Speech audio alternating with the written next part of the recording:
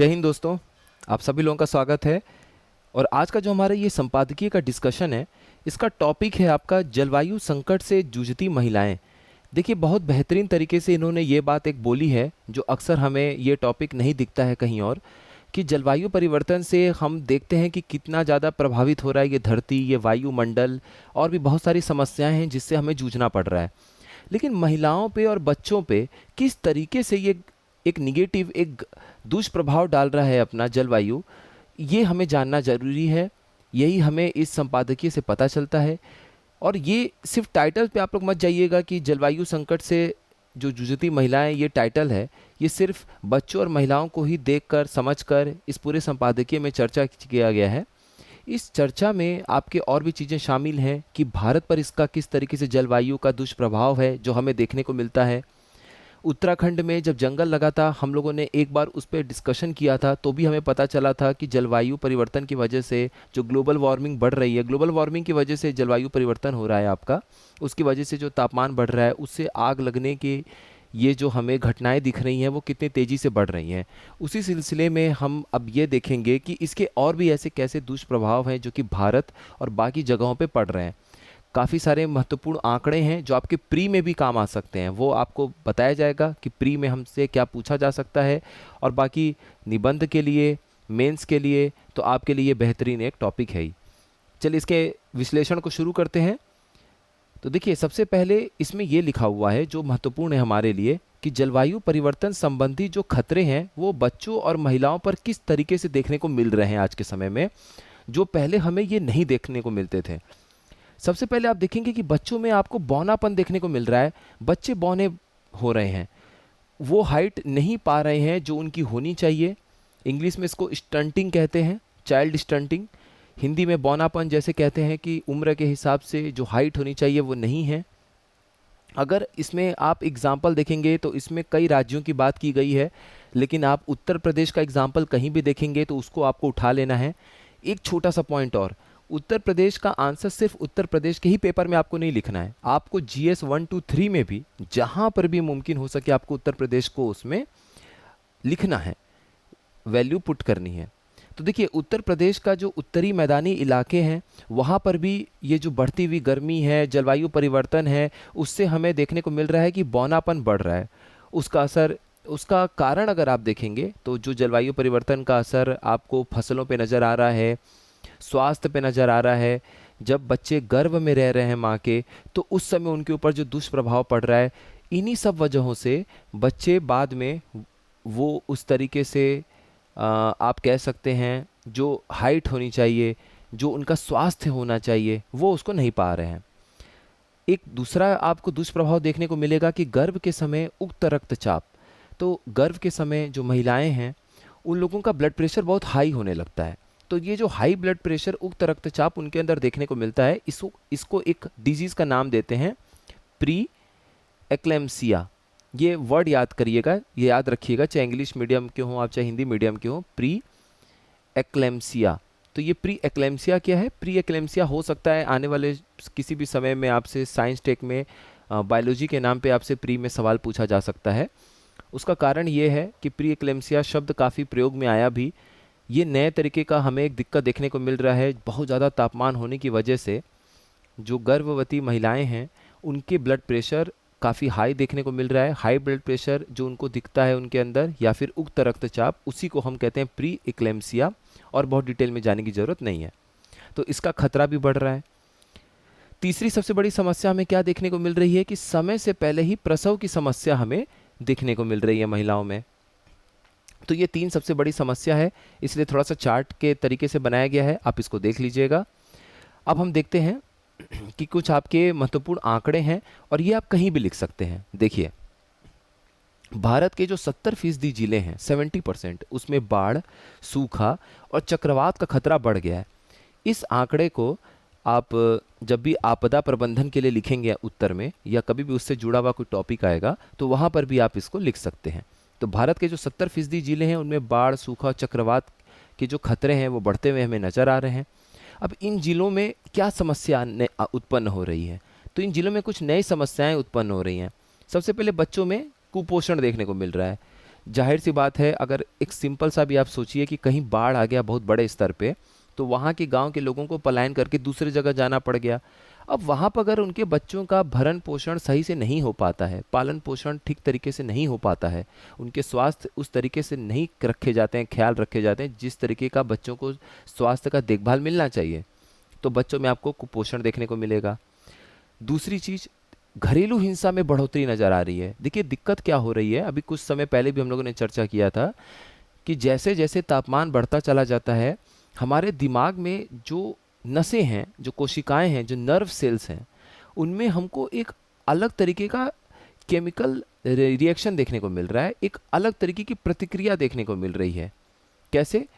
उसमें क्या हो रहा है कि हमारी सोचने की शक्ति कहीं ना कहीं कम हो जाती है, हमारा जो गुस्से का स्तर है, जो पेशेंस है, वो कम होने लगता है, हम जल्दी चिड़चिड़ाहट में चले जाते हैं, जिसकी वजह से हम त्वरित निर्णय लेते हैं। और त्वरित निर्णय हम बहुत बिना सोचे समझे लेने की वजह से गुस्से को शांत करने के लिए या मन को शांत करने के लिए लेते हैं, जिसकी वजह से वो घरेलू हिंसा में उत्पन्न हो जाता है जब भी कभी घर में लोगों के बीच में बहस होता है। इसलिए ये घटनाएं भी बढ़ती हुई हमें नजर आ रही हैं इन जिलों में। अब आप समझिए कि 70% जिलों में अगर इस तरह की घटनाएं बढ़ जाएंगी तो फिर ये बहुत बड़ा एक समाज में अशांति का कारण भी बन सकता है। इसीलिए प्रकृति से हमारा समाज सीधा सीधा असरदार होता है, उसका असर सीधा सीधा हमारे समाज पर पड़ता है। अब हम देखते हैं कुछ महत्वपूर्ण आंकड़े जिनको आप कहीं भी लिख सकते हैं और अपने आंसर को एक बेहतर आंसर की तरफ प्रस्तुत कर सकते हैं। हमारे देश के करीब जो 51%, 50% से थोड़े से अधिक जो बच्चे हैं, वो गरीबी और जलवायु संकट की दोहरी मार झेलने को मजबूर हैं। अब देखिए, जो झुग्गी झुपड़ी में रह रहे हैं उनके पास एसी नहीं है, बहुत सारे लोगों के पास कूलर नहीं है, फैन है, या मान लीजिए कुछ लोगों के पास कूलर भी है तो वहाँ पर बिजली हमेशा नहीं आती है। जो अच्छे रिहायशी इलाके हैं वहाँ पे तो बिजली हमेशा मौजूद रहती है, या जो इम्पोर्टेंट वीआईपी एरिया है वहाँ पे बिजली हमेशा मौजूद रहती है। लेकिन जो लोग ऐसे चौल में, ऐसे झुग्गी झोपड़ियों में अपना जीवन व्यतीत कर रहे हैं, वहाँ पर आपको लगातार लाइट नहीं देखने को मिलेगा। तो एक तो वो गरीबी में, सिर्फ ये तो मान लीजिए एक एंगल था, फिर गरीबी में उनको कुपोषण की समस्या हो गई, खाना पीना में वो आहार नहीं मिलता जिससे उनके स्वास्थ्य का पूरी तरीके से एक बेहतर देखभाल हो पाए। और दूसरी तरफ जलवायु संकट की समस्या उत्पन्न हो गई है। अब या तो वो नदी के किनारे रह रहे होंगे तो बाढ़ की समस्या से जूझेंगे, गांव साइड थोड़ा सा गांव और शहर के बीच के एरिया में रह रहे होंगे तो वहाँ पे उनको सूखे का भी असर देखने को मिलेगा। गर्मी बढ़ रही है तो वो हमने बात कर ही ली, बिल्कुल व्यवहारिक प्रैक्टिकल एक अंडरस्टैंडिंग हमने बना ली, समझ बना ली कि फ़ैन नहीं है, कूलर नहीं है तो किस तरह की समस्या उनको उत्पन्न होगा। तो दोहरी मार झेल रहे हैं वहाँ के बच्चे। आंकड़ों के मुताबिक आप देखें तो भारत के करीब 35 करोड़ बच्चे वर्ष में एक बार प्राकृतिक आपदा का सामना जरूर करते हैं, और ये बहुत बड़ी चिंता का विषय है। इन आंकड़ों के बाद हम आगे देखते हैं कि देखिए, एक बहुत ही बड़ी चिंता या समस्या की बात यह है अपने देश में कि पर्यावरण कभी भी एक राजनीतिक मुद्दे के तौर पे नहीं उठाया जाता, या राजनीतिक मुद्दा नहीं है पर्यावरण। अन्य मुद्दे कहीं ना कहीं राजनीति में हमेशा घूमते रहते हैं, बदलते रहते हैं, लेकिन उन बदलते मुद्दों में कभी भी राजनीतिक मुद्दे में पर्यावरण ने अपनी जगह नहीं बना पाई। और नतीजा क्या हमें देखने को मिलेगा? जब राजनीतिक मुद्दा ही पर्यावरण नहीं होगा तो निर्णय कैसे पर्यावरण के हित में लिए जाएंगे? पर्यावरण को ध्यान में रखकर अगर कोई निर्णय लिया भी जाता है, वो उस पर कितना ज़्यादा उसका असर होगा ये पब्लिक के बीच में चर्चा का विषय नहीं होगा, क्योंकि राजनीतिक मुद्दा भी नहीं है, उसको डिबेट में भी नहीं उठाया जाएगा, उसको न्यूज़ टीवी पे डिस्कशन भी नहीं होगा। नतीजा क्या होगा कि आप नतीजा देख ही रहे हैं कि जलवायु परिवर्तन से उत्पन्न जो संकट है वो और विकराल होता जा रहा है। कल ही अपने उत्तर प्रदेश के सबसे जो गर्म जिले चल रहे हैं, जैसे कुछ दिन पहले आगरा था जिसमें 48 डिग्री आपको देखने को मिला, फिर झांसी आया 48 डिग्री, और कल प्रयागराज 48 डिग्री। बाकी के जो शहर हैं वहाँ पे अगल बगल 47 डिग्री, वाराणसी जैसे शहर में 46-47 डिग्री। तो इतने ज़्यादा जो सामान्य से कई गुना ज़्यादा जो तापमान हमें झेलने को मिल रहा है, उसका एक कारण ये भी है कि एक तो हम ये नहीं देख रहे कि प्रदूषण, जो लगातार गाड़ियों से भी जो प्रदूषण निकलता रहता है, उसका क्या असर पड़ रहा है अगल बगल के वातावरण पे, वो कितनी गर्मी को बढ़ा रहा है, क्योंकि पर्यावरण कभी मुद्दा है ही नहीं, विषय का चर्चा का विषय ही नहीं है, राजनीतिक मुद्दा ही नहीं है। कोई पार्टी पर्यावरण को लेके प्रोटेस्ट नहीं करती, और पब्लिक भी अपनी तरफ से जागरूकता नहीं दिखाती। नतीजा ये जो जितने भी संकट है ये बढ़ती चली जा रही हैं। हालात इस कदर बदतर हो गए हैं कि समय के पूर्व ही बच्चों के जन्म का खतरा बढ़ता चला जा रहा है। और दिल्ली जैसे शहरों में, बड़े बड़े शहरों में जहाँ पे वायु प्रदूषण की समस्या बनी हुई है, वहाँ पे बच्चे एक तो समय से पहले पैदा हो भी रहे हैं, तो आप देखेंगे एक शीशे के अलग केबिन में उनको रखा जाता है ताकि निमोनिया या किसी और तरह के श्वास की उनको बीमारी ना घेर ले। उनको पहले स्वस्थ हवा में कुछ समय जीवन व्यतीत करने का मौका मिले, इसलिए उनको एक अलग ऑक्सीजन वाले शीशे के केबिन में रखा जाता है। आप अक्सर अब देखते होंगे किसी न किसी अपने रिश्तेदार में, या आप देखेंगे तो इस तरह के बच्चों के बारे में आपको जानने को मिलेगा, जबकि पहला ऐसा कोई केस नहीं था। दूसरी समस्या हमें जो देखने को मिल रही है, भ्रूण में पल रहे बच्चों तक के प्राण को संकट है। तो गर्भ में भ्रूण के रूप में जो बच्चे हैं, जो भ्रूण हैं, वो भी अपने प्राण के संकट को लेके हैं, घिरे हुए हैं। जब गर्भ में बच्चे हैं, वहीं से उनकी समस्याएं उत्पन्न हो जा रही हैं। समय से पहले उनकी डिलीवरी हो जा रही है, या फिर उनके स्वास्थ्य पे प्रतिकूल असर उसी समय पड़ना शुरू हो जा रहा है जब वो माँ के गर्भ में है। तो हमें ये सब चीज़ों के बारे में सोचना होगा, क्योंकि ये उनके सबसे जीवन के महत्वपूर्ण बेसिक समय है जब वो एक अच्छे स्वास्थ्य की तरफ बढ़ रहे होते हैं, या कम से कम अपने बचपन की तरफ बढ़ रहे होते हैं। तो उनको अच्छे स्वास्थ्य की दरकार उसी समय होती है। अगर वो उसी समय कमज़ोर हो गए, उसी समय उनको किसी रोग ने घेर लिया, तो पूरे जीवन भर उनको उस समस्या से जूझना पड़ता है। तो इस पर डिसीज़न लेना पड़ेगा। संपादकीय में इस पर चर्चा जाहिर की गई है। अब हम जलवायु परिवर्तन और भारत पे उसके पड़ने वाले असर को ध्यान से देखेंगे। देखिए, ये महत्वपूर्ण आंकड़ा है कि भारत में आप अगर पिछले 100 साल के ऊपर का सिनेरियो देखें तो 1901 से 2018 के बीच औसत तापमान में 0.7 डिग्री सेंटीग्रेड की बढ़ोतरी दर्ज की गई है। तो देखिए, ये आपसे पॉइंट प्रीलिम्स में भी पूछा जा सकता है। अब इस तरह के पॉइंट का फ़ायदा क्या है, प्री में भी आप सही कर सकते हैं, मेंस के आंसर में भी लिख सकते हैं। तो इसको याद रखिएगा, ये प्री के लिए इंपॉर्टेंट पॉइंट है कि पिछले 100 सालों में अगर आप देखेंगे तो औसत तापमान जो भारत का बढ़ा है वो 0.7 डिग्री सेंटीग्रेड तक उसमें बढ़ोतरी दर्ज हुई है। अब इसका नतीजा हमें दुष्प्रभाव क्या देखने को मिला कि लू के दिन तेज़ी से बढ़ गए। मतलब पहले मान लीजिए 5 या 6 दिन ही बहुत तेज़ से लू चलता होगा, अब वो बढ़ के आपके 10 दिन, 15 दिन, 20 दिन, 22 दिन, 25 दिन इस तरीके से बढ़ रहे हैं। तो ज़्यादातर दिनों में आपको लू चलते हुए नजर आएगा। कुल मिला के बात यही है, जिस तरीके से बेतहाशा गर्मी बढ़ रही है। अब इसे एक नया नाम दिया गया है। इस नाम को क्या बोला गया है, साइलेंट किलर। शांति से मारने वाला ये लू है, इसलिए साइलेंट किलर का नाम दिया गया है। हल्ला नहीं मचाएगा, आपको प्राकृतिक तौर पे बिल्कुल वैसा ही लगेगा गर्मी कि जैसे अब तक लू चलता आ रहा है, गर्मी के दिन आ रहे हैं, बस उसमें कुछ दिन की बढ़ोतरी हो गई है। लेकिन इससे होने वाली मौतें, उनकी मौतों में तादाद बढ़ती चली जा रही है, मौतों की संख्या बढ़ती चली जा रही है। इससे प्रभावित लोग बढ़ते चले जा रहे हैं। जिनको उक्त रक्तचाप की, हाई ब्लड प्रेशर की समस्या है, वो इससे ज़्यादा प्रभावित हो रहे हैं। आज भी हमारे देश की 67% आबादी, 67% जो आबादी है वो ऐसे इलाकों में रहती है जहां वायु की गुणवत्ता यानी कि जो एयर क्वालिटी है वो राष्ट्रीय मानक के स्तर पे अगर आप देखेंगे तो 40 माइक्रोग्राम प्रति घनी मीटर यानी 40 माइक्रोग्राम पर मीटर क्यूब से भी ज़्यादा है। एक और प्री का पॉइंट हो गया आपका कि अगर आपसे ये पूछ दे कि राष्ट्रीय मानक के हिसाब से, national ambient air quality standard के हिसाब से, नेशनल एयर क्वालिटी स्टैंडर्ड के हिसाब से हमारे देश में ये जो 40 माइक्रोग्राम प्रति घनी मीटर आप देख रहे हैं, ये पर्टिकुलर मैटर होता है ना, पर्टिकुलेट मैटर पीएम। तो पीएम 2.5 का एक मानक तैयार किया गया कि हवा में इनकी मौजूदगी किसी भी हालत में 40 माइक्रोग्राम पर मीटर क्यूब या 40 माइक्रोग्राम प्रति घनी मीटर से ज़्यादा नहीं होनी चाहिए। ये पर्टिकुलेट मैटर पीएम 2.5 की बात की गई है अपने राष्ट्रीय मानक के हिसाब से, जो आप इंग्लिश में national ambient air quality standard NAS कहते हैं, उसके हिसाब से। अब हम यहाँ पर ये देखते हैं कि इसके चलते भारतीयों पे क्या असर मिल रहा है, भारतीयों पे क्या असर पड़ रहा है।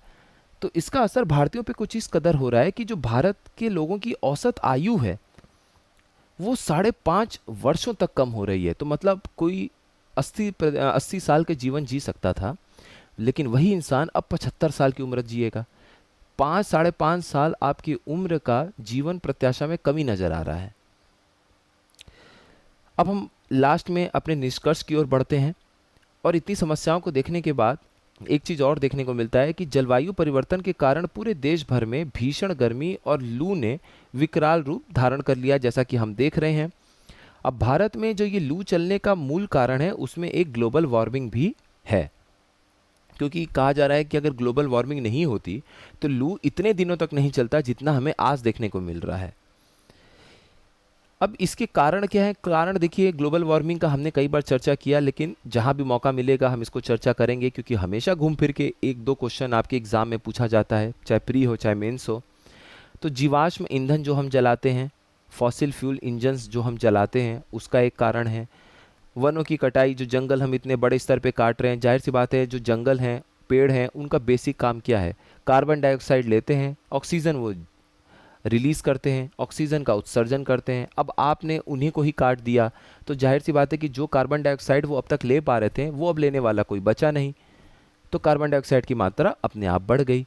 इसलिए वनों की कटाई जब होती है तो कार्बन डाइऑक्साइड की मात्रा बढ़ जाती है, क्योंकि कार्बन डाइऑक्साइड जो अब तक खपत हो रहा था, उसका एक पेड़ मौजूद था, जंगल मौजूद था जो कार्बन डाइऑक्साइड का खपत कर रहा था, उसका यूज कर रहा था, आपने उसको काट दिया। तो अब कार्बन डाइऑक्साइड जो उतना इस्तेमाल में आ सकता था किसी के, वो तो बच गया ना हवा में, तो वो आपकी मात्रा उसकी बढ़ गई। जब बढ़ गई तो सीधा सीधा असर आपको जो औसतन तापमान है, औसतन वैश्विक तापमान जिसको हम ग्लोबल एवरेज टेम्परेचर बोलते हैं, उसकी बढ़ोतरी में हमें नजर आएगी। और एक आपका औद्योगिक गतिविधि भी है। औद्योगिक गतिविधि में कोयले का इस्तेमाल हो रहा है, डीजल का प्रयोग हो रहा है, पेट्रोलियम प्रोडक्ट का इस्तेमाल हो रहा है, और फिर वो क्या निकाल रहे हैं? कार्बन डाइऑक्साइड रिलीज कर रहे हैं, और प्रदूषण तो अलग स्तर पे हो ही रहा है।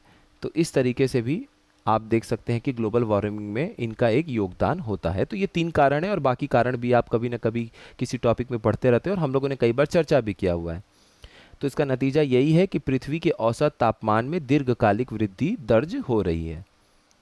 अभी बीते दिनों अगर आप देखेंगे, हमने देखिए उत्तराखंड के जंगलों वाली बात की थी, जंगलों में जो आग लगी थी, तो अभी बीते दिनों उत्तराखंड के जंगलों में भी भीषण आग लगी हुई थी, हमने देखा था।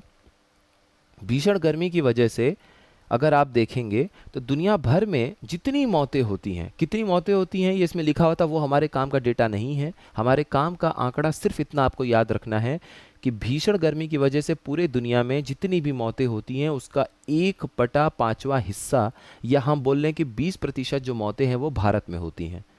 तो ये बहुत बड़ी बात है कि अगर भीषण गर्मी की वजह से 5 मौतें, हर 5 मौतों में 1 मौत भारत में दर्ज हो रहा है, 20% मौत भारत में दर्ज हो रहा है, और ये किसी भी देश के लिए सबसे बड़ा आंकड़ा है।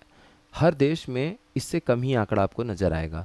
अगर कुल मौतों में योगदान देखेंगे तो भारत का योगदान सबसे अधिक है जब बात होगी भीषण गर्मी से होने वाली मौतों की वैश्विक स्तर पर।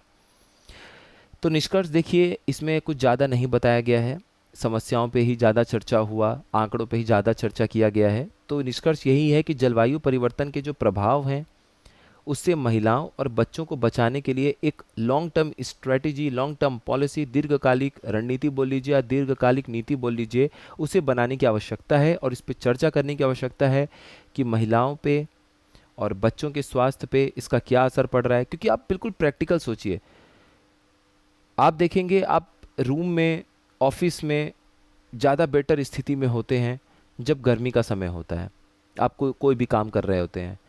लेकिन जो अधिकतर लेडीज़ हैं, महिलाएं हैं, वो तो किचन में काम कर रही होती हैं। अब हर जगह तो किचन में एसी कूलर लगा नहीं है, वो तो गर्मी झेल रही हैं, वो लोग तो मेहनत कर रही हैं, तो उससे उनके स्वास्थ्य पे तो दुष्प्रभाव पड़ ही रहा है। अब अगर उनकी तबीयत बिगड़ती भी है तो उनको पहले उनको अपना ख्याल रखना पड़ता है, उनकी तबीयत ऐसे बिगड़ सकती है, और घर में किसी सदस्य की तबीयत बिगड़ जाए तो भी उनको ख्याल रखना होता है। तो भी हर तरीके से जो प्रभाव है वो बच्चों और महिलाओं पे पड़ता ही पड़ता है। कुल मिला के इसमें ये संदेश दिया गया है। तो एक रणनीति बनाने की बहुत ज़रूरत है। जितने एनजीओ हैं आप उनसे बात करिए। जब भी आप पब्लिक पॉलिसी बनाते हैं, लोक नीति बनाते हैं, तो हर एक समाज के जो भागीदार हैं उनको साथ लेके चलिए, तभी लोकतांत्रिक प्रतिक्रिया, जो प्रक्रिया है, जो डेमोक्रेटिक प्रोसेस है, वो आपका पूर्ण हो पाता है। मिलते हैं फिर नेक्स्ट वीडियो में। हमारा आज का संपादकीय एनालिसिस विश्लेषण यहाँ पूरा होता है। आप सभी लोगों का बहुत बहुत धन्यवाद।